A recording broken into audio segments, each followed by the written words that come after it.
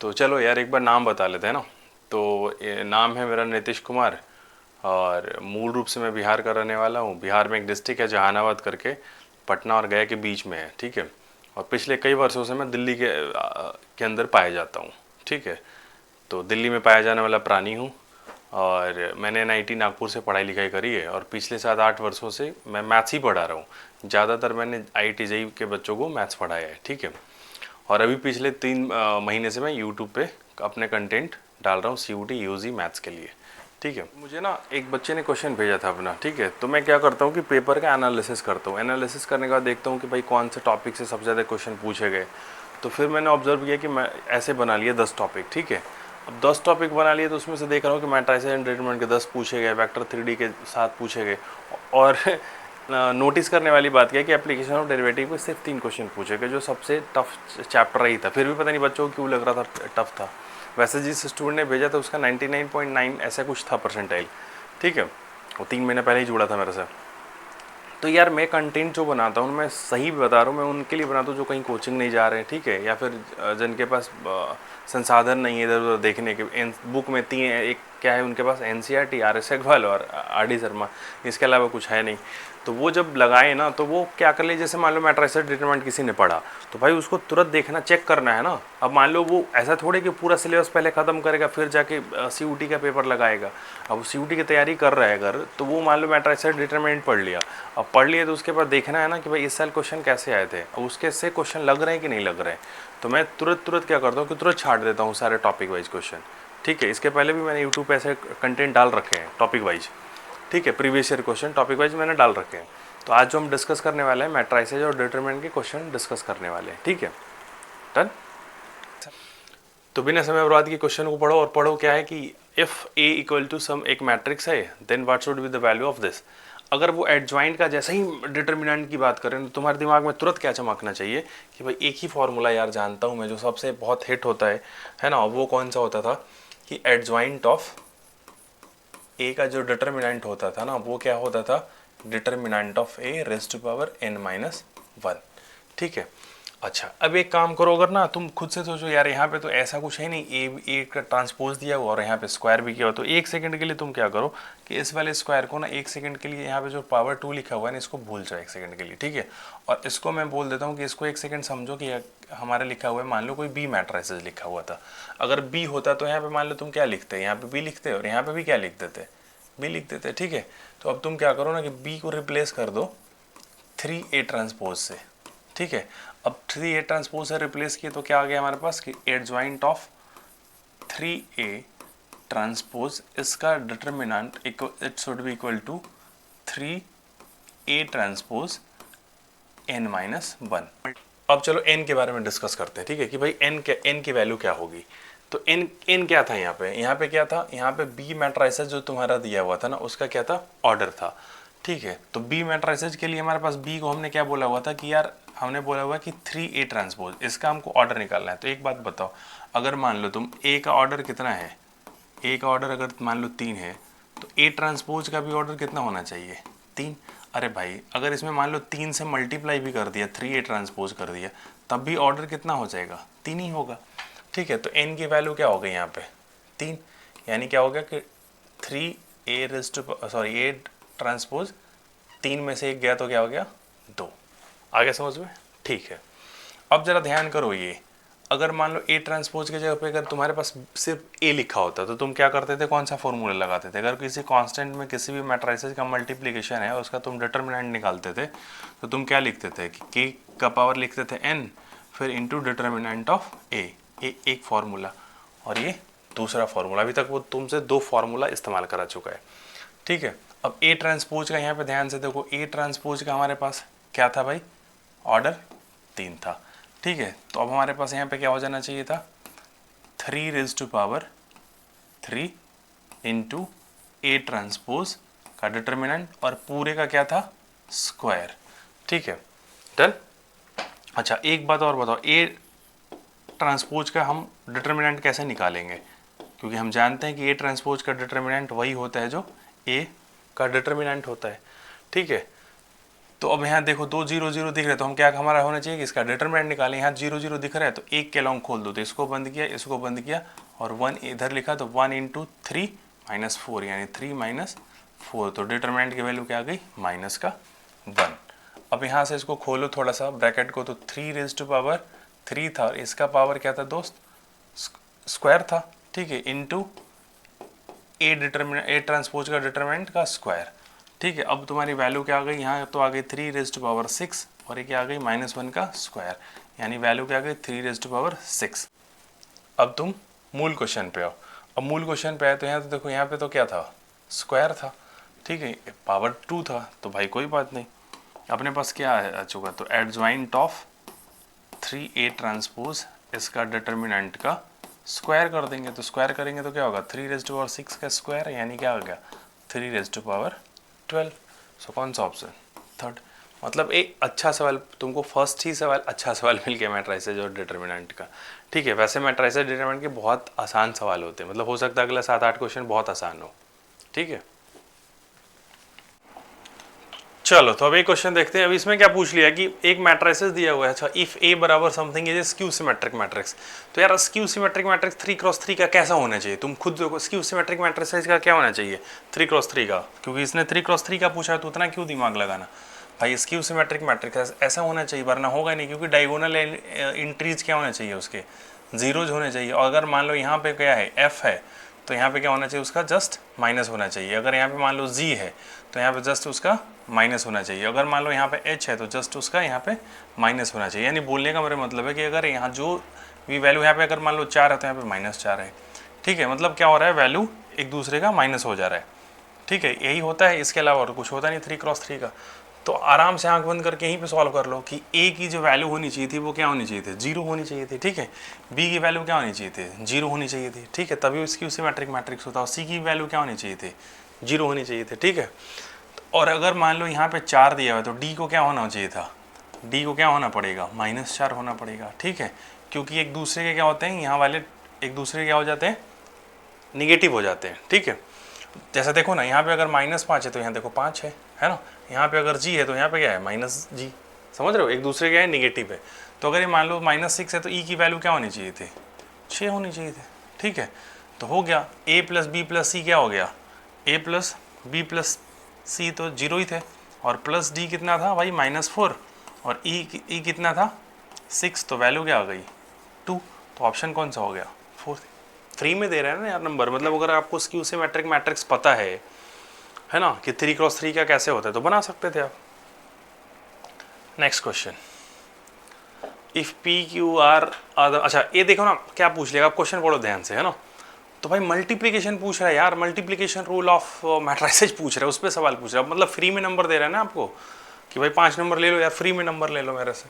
कैसे, अगर मान लो, चलो भाई अगर मान लो कोई ये मैट्रिक्स है, मैट्रिक्स मल्टीप्लिकेशन में आपने देखा होगा, अगर कोई मैट्रिक्स ए है और यहाँ पे मान लो बी है, तो अगर इसका ऑर्डर मान लो m×n है, तो b का कुछ भी हो लेकिन आगे तो n से शुरू होना चाहिए और पीछे कुछ भी हो, हमको कोई इंटरेस्ट नहीं है, मतलब यहाँ मैच होना चाहिए, तभी ए बी एग्जिस्ट करेगा, तभी पॉसिबल है, वरना पॉसिबल नहीं है मैट्रिक्स मल्टीप्लिकेशन में, जानते हैं हम लोग। तो P क्या दिया है, चलो देख लेते हैं। उसने क्या पूछा हुआ है कि PQR पॉसिबल है कि नहीं, PRQ पॉसिबल है कि नहीं, QR पॉसिबल है कि नहीं, RQ PR सब कुछ दिया हुआ है, ठीक है भाई। तो P के जो ऑर्डर था वो कितना था 2x3, देखो 2x3 ऑर्डर का P मैट्रिसेस था। Q जो था वो कितने था 3x5 का था, ठीक है भाई। और R जो था वो क्या था 5x3 का था, डन। तो अब ज़रा ध्यान से देखो, यहाँ मैच कर गया, इसलिए PQ पॉसिबल है, और यहाँ 5 है तो यहाँ भी 5 है तो पॉसिबल है, तो यानी PQR तो है ही, तो PQR का मल्टीप्लिकेशन पॉसिबल है, ठीक है। अब PRQ ज़रा देख लो, हाँ है ना, बी ऑप्शन ज़रा चेक करो PRQ, तो देख के लग रहा है यार P यहाँ पे 3 है तो यहाँ पे क्या है 5 है, तो पॉसिबल नहीं, मतलब समझ रहे हो आप, जैसे यहाँ लिखो P और यहाँ लिखो R, तो P तो क्या है 2x3 और R क्या है 5x3, बाकी Q तो छोड़ दो, पहले PR का मल्टीप्लिकेशन देख लेते हैं, ठीक है। तो ये पॉसिबल ही नहीं है, यहाँ 3 है यहाँ 5 है, तो ये तो पॉसिबल ही नहीं था। अच्छा जब PR पॉसिबल तो एक ऑप्शन और लो, ये भी गया, ए भी गया, ठीक है। अब QR चेक कर लो जरा भाई, तो Q कौन सा था, यहाँ पे था ना, इसको देखो अब खाली, तो ये 5 है ये 5 है, यानी पॉसिबल है, यानी ये सही है। अब RQ देख लो जरा, तो R की वैल्यू R और यहाँ Q लिख लो, तो R पे अगर ध्यान से करो तो यहाँ पे क्या था 5x3, और यहाँ पे क्या होना चाहिए RQ, और यहाँ पे क्या है 3x5, यानी यहाँ 3 यहाँ 3 मैच कर गया, ठीक है, सेम हो गया, तो यानी पॉसिबल है, ठीक है। तो कौन सा ऑप्शन, ACD है ना, first option is the correct. Done. मतलब ये फ्री में नंबर दे रहे कि नहीं दे रहे, ध्यान से देखो, फ्री में नंबर दे रहे हैं यार तुमको ये, ठीक है। नेक्स्ट, अब देखो, अब देख रहे हो तुम, मतलब मैं बोलूँ ना कि फ्री में नंबर दे, मान लो जिसके पेपर में फंसा मैट्रिक्स है, जो भी दे रहा होगा 10 क्वेश्चन फंस गए, फ्री में एक ही पहला ही सवाल टफ था, पूछा था उसने यार आपसे, इसमें क्या पूछ लिया कि भाई डायगोनल दे दिया, कि डायगोनल मैट्रिसेस का इन्वर्स पूछ रहा है। तो आप ध्यान करो, अगर मान लो किसी को ध्यान में नहीं होगा, तो अगर मान लो कोई मैट्रिसेस ऐसे D है, डायगोनल मैट्रिक्स, ठीक है, तो अगर मान लो ये D1 है, ये D2 है, और डायगोनल मैट्रिक्स ऐसे ही लिखते हैं, है ना, ये D3 है, कि यहाँ पे 0, यहाँ पे 0, क्योंकि सारे इंट्रीज उसके क्या होने चाहिए, 0 होने चाहिए, और डायगोनल इंट्रीज में कुछ ना कुछ होना चाहिए, एटलीस्ट कुछ भी होना चाहिए, है ना। D1 D2 D3 ऐसे मान लो लिख लिया गया। तो D इनवर्स क्या होगा, D इनवर्स क्या करेंगे, कुछ नहीं करेंगे भाई, इसको ऐसे करेंगे, इसको ऐसे बनाएंगे, इसको 1/D1, और यहाँ पे क्या हो जाएगा 1/D2, और यहाँ पे क्या हो जाएगा भाई 1/D3, यहाँ पे 0, यहाँ पे 0, यहाँ पे 0, यहाँ पे 0, यहाँ पे 0, यहाँ पे 0, ठीक। तो इसी को बना लो, 1 का 1/1 करोगे तो कितना आ जाएगा, यहीं पे लिख देते हैं A इनवर्स, 1/1 किए तो क्या आ गया 1, अब 1/-1 किए तो कितना आ गया -1, भाई करके देख लो ना यार, 1/-1 करोगे तो क्या आ जाएगा -1, ठीक है, 1/1 करोगे तो क्या आ जाएगा 1, तो ये तो -1 होना चाहिए, यानी A इनवर्स बराबर ये आ गया, A इनवर्स बराबर क्या आ गया, ये आ गया, यही है ना। अब कौन सा ऑप्शन देखो, फर्स्ट तो नहीं है, सेकंड भी नहीं है, अच्छा थर्ड कैसे कैंसिल हो गया, यहाँ पे देखो -1 है, होना 1 चाहिए था, तो थर्ड गया, फोर्थ तो होना ही चाहिए था, मैच कर लो, ठीक है। तो अल्लू सवाल है कि नहीं है, बताओ ध्यान से, अगर तुम देखोगे तो, कि भाई ये D मैट्रिक्स है तो उसका डायगोनल मैट्रिक्स है तो उसका इन्वर्स ऐसे होता है, खत्म सवाल। इस क्वेश्चन को देखो, अब इस क्वेश्चन को देख के क्या लग रहा है कि यार ये मैथ्स का सवाल है कि, है ना, कि इंग्लिश का सवाल है, मतलब कई बार इसको देख के लगेगा नहीं, करे यार कहीं ये तो मेरे से होगा नहीं, इतना लंबा कौन पढ़ेगा। तो भाई देखो, एक रूल बना लो कि एक क्वेश्चन पर कम से कम 30-40 सेकंड तो पढ़ना, उसको कम से कम 30-40 सेकंड में तुमको पता चल जाए कि मेरे से होगा कि नहीं होगा, लेकिन पढ़ना ज़रूर। और मैं एक और बात बताता हूँ कि जितने CUT UG में मैंने नोटिस किया हुआ है, मेरा पिछले चार पेपर का एनालिसिस है, मतलब पिछले 4 सालों से मैं पेपर का एनालिसिस कर रहा हूँ, और चारों में देखा है कि मैच द फॉलोइंग ये बहुत लेंदी बनाया ना, तो वो सबसे आसान सवाल होता है, मतलब 1-2 ऑप्शन पे तुम अगर सही से क्लिक कर गए ना, तो पूरे क्वेश्चन तुरंत सॉल्व हो जाएंगे, पूरा क्वेश्चन भी बेचारा वो सॉल्व नहीं कराता है। तो पढ़ना ज़रूर, मतलब 30-40 सेकंड ज़रूर दो उसको, अपने क्वेश्चन को, ठीक है। नहीं होगा तो ठीक है, नहीं हुआ तो बढ़ जाएंगे, वैसे भी हमको 1.5 मिनट देना चाहिए क्वेश्चन को करने के लिए, ठीक है। अगर जो होने लगेगा, नहीं होने लगेगा तो पता चल जाएगा 30-40 सेकंड में, देख के डरना नहीं, मतलब जो जितना ज़्यादा डराएगा वो उतना आसान होगा। अब इसको हमने पढ़ना शुरू करता हूँ मैं, कि which of the following statement is true. तो पहला तो स्टेटमेंट क्या है कि B transpose AB is A skew symmetric matrix, है ना, if A is a symmetric matrix. तो सबसे पहली बात बताओ कि स्क्यू सिमेट्रिक मैट्रिक्स या सिमेट्रिक मैट्रिक्स कैसे चेक करते हो, उस मैट्रिक्स का ट्रांसपोज निकालते हो, ठीक है, डन। तो हमारा काम क्या है कि B ट्रांसपोज AB, इसका हम क्या निकाल दें, ट्रांसपोज निकाल दें।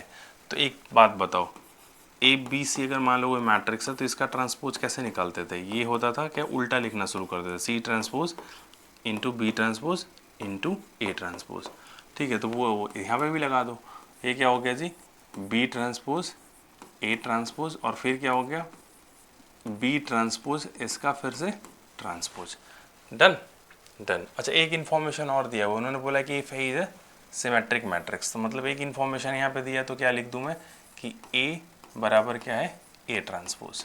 अब इसका इस्तेमाल कर लिया मैंने यहाँ पे, है ना, तो ये क्या हो गया B ट्रांसपोज, और ये तो हो गया A।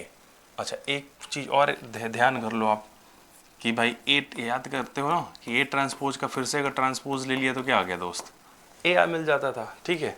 तो इसको मैं क्या लिख दूँ, सिंपली B। अब तुम नोटिस करो, 1 सेकेंड के लिए इस वाले टर्म को ना बोल दो C, ठीक है, इसको क्या बोल दिया तुमने C, और ये भी क्या आ गया, इधर तो C आ गया है, तो मतलब यानी C ट्रांसपोज करने पे क्या आ गया, C मिला। स्क्यू सिमेट्रिक मैट्रिक्स तो हुआ नहीं, स्क्यू सिमेट्रिक मैट्रिक्स होने के लिए इसको क्या होना होता है कि C ट्रांसपोज बराबर क्या आना चाहिए था, -C, ऐसा तो आया नहीं, ठीक है। ये क्या आ गया, सिमेट्रिक मैट्रिक्स। अगर ये सिमेट्रिक मैट्रिक्स है तो ये वाला जो है मैट्रिक्स ये कैसा आ रहा है, सिमेट्रिक मैट्रिक्स आ रहा है, तो फर्स्ट ऑप्शन तो गलत हो गया, ठीक है, अब दूसरा ऑप्शन पढ़ो। अब फर्स्ट ऑप्शन मान लो गलत हुआ ना, तो कौन सा ऑप्शन कट गया? फर्स्ट ऑप्शन कट गया और सेकंड ऑप्शन कट गया, यहीं पे कट गया। डन। अब दूसरा ऑप्शन पढ़ो, सॉरी बी एस वाला स्टेटमेंट पढ़ो। तो B transpose A B is symmetric matrix if A is symmetric. ले, अरे अभी तो सॉल्व किया यार। B transpose A B is symmetric matrix आ तो रहा है, देखो ना भाई, इसको ध्यान करो। सिमेट्रिक मैट्रिक्स है ना, कब? जब ए क्या हो जाए? Symmetric matrix. यही तो सॉल्व किया था अभी ऊपर, है ना। जब ए सिमेट्रिक मैट्रिक्स हो गया तो वो हो गया ना सिमेट्रिक मैट्रिक्स, यानी ये स्टेटमेंट करेक्ट है। ठीक है, अब बी वाला देखो ध्यान से। अच्छा, बी करेक्ट हो गया तो अब बी करेक्ट है तो सी फोर्थ में है ही नहीं बी कि बी करेक्ट है, तो फोर्थ ऑप्शन भी गया। तो कौन सा ऑप्शन सर बचा? थर्ड। अब बताओ, खुद से बताओ, मैं बोल रहा था ना ही तो सी सॉल्व करना पड़ा, ना ही डी ना ही ई। क्वेश्चन तुरंत सॉल्व हो गया तुम्हारा, तो नंबर हो गया ना, मतलब सिर्फ 2 ऑप्शन पड़े तुम्हारे, क्वेश्चन सॉल्व हो गया। Done done. चलो तो नेक्स्ट देखते हैं। अब बता, मतलब अब इस क्वेश्चन करना चाहिए मेरे को, मतलब ये फ्री में नंबर दे, मैंने बोला था ना मैं फ्री में नंबर देता है भाई। ये क्या पूछा कि दोनों मैट्रिसेस का डिटरमिनेंट निकालो, इक्वल कर दो। तो यार ये क्या सवाल है, मतलब ये कुछ करना ही नहीं था। ये क्या हो गया? X square minus 36 it should be equal to, यहाँ पे क्या आ गया 16, और ये माइनस माइनस प्लस हुआ तो फिर बीच में क्या है माइनस, ठीक है, तो माइनस 16, ठीक है। तो यानी एक्स स्क्वायर बराबर क्या आ गया 36। भाई ये कैंसिल हो गया तो 0 36 इधर चला गया, तो एक्स बराबर क्या हो गया प्लस माइनस 6। अब कई बच्चा यहाँ पे एक मिस्टेक कर सकता है, तो एक्स बराबर क्या है ना 6 मार के सिर्फ चलाएगा ऑप्शन, तो वो हो जाएगा गलत। ये -6 भी तो होगा यार, ये सिर्फ नहीं होगा ऑप्शन, ये तो होगा ही होगा, प्लस -6 होगा, क्योंकि -6 का भी स्क्वायर करोगे तो 36 आ जाएगा ना, ठीक है। -6 का स्क्वायर भी करोगे तो वो क्या आ जाएगा 36 आ जाएगा। तो कौन सा ऑप्शन होना चाहिए था? बी और डी। तो ऑप्शन पढ़ो बी एंड डी, है ना। और वो जानबूझ के देखो ओनली डी वाला ऑप्शन रखे हुए हैं, समझ रहे हो, वो आपको नेगेटिव कराने के लिए, ठीक है, तो बचना। अब ये देखो, अब A is a square matrix and I is an identity matrix, मतलब है कुछ लग रहा है आपको ये सवाल करना चाहिए? चलो कर लेते हैं भाई। इसको क्या कर दिया हमने, स्क्वायर करना है और इसको क्या माइनस से फिर कर देना है, ठीक है। तो क्या था 2i, एक बार लिख लेते हैं 2i प्लस ए का स्क्वायर, ठीक है, माइनस 5a, ठीक है। तो 2i का स्क्वायर 2i का किया तो क्या हो गया, यहाँ पे आ गया 4i, ठीक है, प्लस क्या आ गया भाई ए स्क्वायर, और प्लस क्या आ गया 4ai, ठीक है। 4ai आई करोगे तो क्या 4a आ जाए। आइडेंटिटी मैट्रिक्स से किसी मैट्रिक्स से मल्टीप्लिकेशन करोगे तो क्या आ जाएगा, कुछ नहीं, वही आ जाएगा, ठीक है। तो क्या हो गया 4i प्लस ए स्क्वायर बराबर कुछ दिया हुआ उन्होंने, ध्यान से देखो, ए स्क्वायर बराबर क्या दिया हुआ था, ए दिया हुआ था, तो उसका इस्तेमाल कर लिया हमने, ठीक है, कि ए स्क्वायर बराबर क्या दिया हुआ था, ए दिया हुआ था, ठीक है, प्लस 4a माइनस 5a, ए 4a और a जुड़ गया तो क्या हो गया 5a, और 5a में से क्या हो गया 5a कैंसिल हो गया, तो दिस इज कैंसिल आउट, ठीक है। तो क्या बच गया सिर्फ 4i ऑप्शन बताओ कौन सा है, सेकेंड। मतलब फ्री में नंबर दे रहा है तुमको, बताओ। ये सब सवाल में लोग बोल रहे थे कि टफ आ गया पेपर या लेंदी आ गया, पता नहीं क्या है। अब ये देखो, A and B are the square matrices of order 3 such that 3, ठीक है, मतलब ध्यान से देखो तो क्या है ए मतलब ए मैट्रिसेस का डिटरमिनेंट दिया और बी का दिया, और मतलब क्या पूछ रहा है यार वो, तुम ध्यान करो तो क्या पूछ रहा है बेचारा, कुछ भी तो नहीं टफ पूछ रहा है वो, ऑर्डर दे दिया। मतलब तुम अगर ध्यान से देखो तो तुमसे क्या पूछा, एक चीज़ अभी अभी किया था क्या, कि k इंटू अगर a है, मतलब कोई कांस्टेंट से मल्टीप्लिकेशन किसी मैट्रिसेस का अगर उसका डिटरमिनेंट निकाल रहे हैं तो क्या करते थे, k का पावर क्या करते थे दोस्त n, और इंटू डिटरमिनेंट ऑफ a, यही करते थे ना यार, यही तो करते थे, और कैसे करते थे, यही करते थे। तो अब a की जगह पे मान लो क्या लिखा हुआ है 3b। अच्छा मैं एक बात पूछ रहा हूँ कि अगर a का ऑर्डर मान लो 3 है और b का भी ऑर्डर जो है वो क्या है 3 है, तो ab का ऑर्डर क्या होना चाहिए था 3 होना चाहिए था। डन। क्यों? क्योंकि a क्या था 3 क्रॉस 3 और b भी क्या था 3 क्रॉस 3, तो ये ख़त्म हो गया, तो क्या आ गया 3 क्रॉस 3, यानी ए बी का भी जो ऑर्डर है वो क्या है 3 है। डन। तो एक सेकंड के लिए क्या हो गया 3, ऐसा सोच लो ए बी का डिटरमिनेंट पूछा है उन्होंने, ठीक है, तो हम ऐसे लिख सकते थे ना, ए बी क्या है एक, इसको अगर मान लो सिर्फ इसको एक बोल दिया कि 1 मिनट के लिए सी बोल दिया, तो 3 इंटू सी के मैट्रिसेस का डिटरमिनेंट लिख देते, तो 3 पे कितना पावर चढ़ जाता 3, और यहाँ determinant of C, determinant of C तो है नहीं, मतलब क्या है ए बी, ठीक है। और एक फॉर्मूला और जानते थे आप, क्या जानते थे बताओ, कि अगर डिटरमिनेंट ऑफ ए बी है तो क्या हो जाता था determinant of A into determinant of B. हाँ भाई, ये फॉर्मूला उसने पूछ लिया कि आपको पता होना चाहिए था। ठीक है, ये फॉर्मूला उसने पूछ लिया आपसे। ठीक है, तो ये क्या हो गया, ये तो हो गया 27 और determinant of A into determinant of B. अब 27 और डिटर्मिनेंट ऑफ ए क्या था दोस्त, 3 और ए क्या था -1, तो क्या हो गया माइनस का 81। कौन सा ऑप्शन, सेकेंड। मतलब यार इतना, मतलब मैं तो उन बच्चों के लिए कर रहा हूँ जो अभी जस्ट मैट्रिसेज करके आए हैं। ठीक है, बाकी इतना स्पीड में काम करेंगे ना, 1 मिनट में एक सवाल करना है अपने को। चलो, तो नेक्स्ट क्वेश्चन क्या आ गया हमारे पास कि for that value of does the following system of equation have a infinite solution. ठीक है, तो मतलब यार मतलब यही क्वेश्चन भी फ्री में था, मतलब एक ही टफ क्वेश्चन आया था, याद रखो। फर्स्ट जो सबसे पहला क्वेश्चन था ना, वही सिर्फ टफ आया था क्वेश्चन, बाकी ये भी क्या कुछ नहीं था, क्योंकि आपने पढ़ रखा होगा। कैसे पढ़ रखा होगा कि अगर मान लो a1x प्लस b1y बराबर अगर मान लो c1 है, और a2x प्लस b2y बराबर क्या है, c2 है, तो भाई इसके इनफाइनाइट सॉल्यूशन कब होते थे, पता है ना आपको कि a1 अपॉन a2 है ना, this should be equal to b1 upon b2 and this should be equal to c1 upon c2। ठीक है, डन। ठीक है, तो क्या हो गया यहाँ पे देखो 1 upon 3, this would be equal to 2 upon K, और ये हो गया क्या भाई 5 अपॉन 15। ठीक है, तो इसको किया तो देखो ना 1/3 ही तो आ रहा है यार, तो 2 अपॉन के बराबर क्या हो गया भाई 1/3, तो के बराबर क्या हो गया दोस्त 6। मतलब ये फ्री में नंबर दे रहा है यार, मतलब इसको नहीं देना चाहिए इस टाइप से क्वेश्चन। आप समझ रहे हो, इसको क्या आपसे कुछ पूछ ही नहीं रहा वो बेचारा, है ना। अब नेक्स्ट क्वेश्चन देखो, एक मैट्रिक्स दे दिया है, उसमें क्या पूछ लिया आपसे, वो माइनर पूछ लिया है, और अरे यार मतलब फ्री में नंबर भाई, अब उसको देख नहीं रहो, फ्री में नंबर देना चाह रहा है कि नहीं दे रहा, वो माइनर और यार कोफैक्टर पूछ रहे हैं आपसे। अगर आप इस सवाल को नहीं कर पा रहे हो तो समझ रहे हो आप फिर, है ना, वो माइनर और कोफैक्टर पूछ रहे हैं भाई, समझो ध्यान से आप, माइनर और कोफैक्टर पूछ रहे हैं। तो क्या है A23 पूछ लिया उसने। ठीक है, माइनर ऑफ A23 बता दो भाई। तो माइनर ऑफ A23 बोलने का मतलब क्या होता है कि सेकेंड रो थर्ड कॉलम वाले पास चलो, है ना, सेकेंड रो थर्ड कॉलम, तो सेकेंड रो ये, ठीक है, ठीक, और थर्ड कॉलम ये। अब इसको जो बचा वही हो जाएगा माइनर, तो क्या बच गया 2, और यहाँ बच गया माइनस का 3, और यहाँ बच गया माइनस का 4, और ये क्या हो गया 2। तो इसको सॉल्व किया था, क्या आ गया बेटा 4 माइनस, यहाँ हो गया -3 इंटू हो गया -4, तो इसको सॉल्व किया देखोगे 4 माइनस 12 यानी माइनस का 8। ठीक है, माइनर, तो ये ऑप्शन गलत हो गया। ठीक है, ये ऑप्शन सही हो गया। अच्छा, एक को फैक्टर भी पूछ लिया आपसे वो, तो को फैक्टर का याद करो कैसे लिखते हो। अगर मान लो CIJ लिखा होता था तो क्या करते थे कि माइनस करते थे और I प्लस जे को जोड़ देते थे, है ना, -1 का पावर ऐसे कर लेते थे, है ना, और MIJ। मान लो ये फॉर्मूला तो भाई जिसको याद है वो ठीक है, नहीं है तो वो क्या कर ले, याद थोड़ा रखना है फॉर्मूला। मान लो जैसे A12 किसी ने पूछ लिया तुमसे, तो वो क्या करोगे, अब ये 2 + 1 क्या होता था ऑड, तो मैं तो बोलता हूँ कि अगर ऑड यहाँ पे होगा तो हमेशा माइनस होगा। ठीक है, इसको निकालना थोड़े फॉर्मूला क्या याद रखना, C22 है तो क्या हो गया प्लस में आएगा। मतलब ये सब बहुत इजी चीज़ है। ठीक है, तो ये तो हो यही बात है। तो यहाँ पे क्या पूछ लिया आपसे वो C23 बताओ, तो C23 क्या होगा, 3 और 2 जोड़ोगे तो 5, ऑड नंबर तो माइनस आएगा ही आएगा, तो इसका क्या हो गया 8, है ना, तो यानी को फैक्टर क्या आ गया 8। अगर ध्यान से देखो तो को फैक्टर 8 आ गया, तो ये भी गलत हो गया और ये सही है। ठीक है, तो बी, अब ई निकाल दो A13। अब A13 का मतलब क्या होता है दोस्त, पहला रो तीसरा कॉलम, पहला रो तीसरा कॉलम। अब पहला रो कौन सा है ये, ठीक है, कौन सा है ये वाला। अब तीसरा कॉलम कौन सा है दोस्त, ये वाला।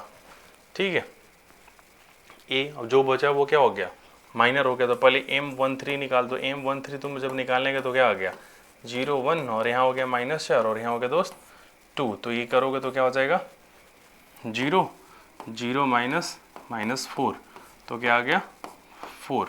ठीक है, तो यही को फैक्टर जब 1 3 निकलेगा तो क्या आ जाएगा, या 3 1 जोड़ा करोगे तो क्या आ गया इवन नंबर, है ना, तो -1 का पावर करोगे तो क्या होगा 1 हो जाएगा, तो यही क्या हो जाएगा 4 आ जाएगा, कोई चेंज नहीं आएगा इसके साइन में। ठीक है, डन। अब को फैक्टर क्या आ गया ये, यानी ये ऑप्शन करेक्ट है, बी डी ई करेक्ट है। ऐसा कोई ऑप्शन है, ले ऐसा कोई ऑप्शन ही नहीं है। ठीक है, तो ये 100% क्वेश्चन क्या हो गया, बोनस। उन्होंने क्या कहा, मिस प्रिंट हो गया होगा, यहाँ पे क्या होना चाहिए था उसका ऑप्शन, यहाँ पे क्या होना चाहिए था, बी। तो ये फ्री में नंबर मिलता, अगर मान लो यहाँ पे बी होता तो ये टिक लग जाता, ऐसा कोई ऑप्शन ही नहीं था, बी डी ई करेक्ट है ना। तो ये क्वेश्चन क्या हो गया होगा, बोनस हो गया होगा। 100% ऐसा क्या हो, ऐसा जब भी होता है तो क्या हो जाता है, बोनस हो जाता है क्वेश्चन। ठीक है, डन। चलो नेक्स्ट। अच्छा थैंक यू, मतलब 10 क्वेश्चन हो गए, हम लोग 10 क्वेश्चन सॉल्व कर लिए। तो नोटिस क्या किया आपने कि पहला क्वेश्चन जो था ना वही टफ था, मतलब बाकी सब तो यार फ्री में नंबर दे रहे थे आपको, मतलब 9 क्वेश्चन आसान, मेरे को लगा था एक और टफ होगा। ठीक है, मैं चलो मान भी लिया कि एक, चलो वो बी ट्रांसपोज ए बी वाला जो क्वेश्चन था वो मैं मान लिया कि चलो वो थोड़ा सा आपको लग रहा होगा कि लेंदी देखने में, बाकी 8 तो क्वेश्चन में कुछ करने ही नहीं थे भाई, 8 तो इतने आसान क्वेश्चन आए थे। ठीक है, थैंक यू।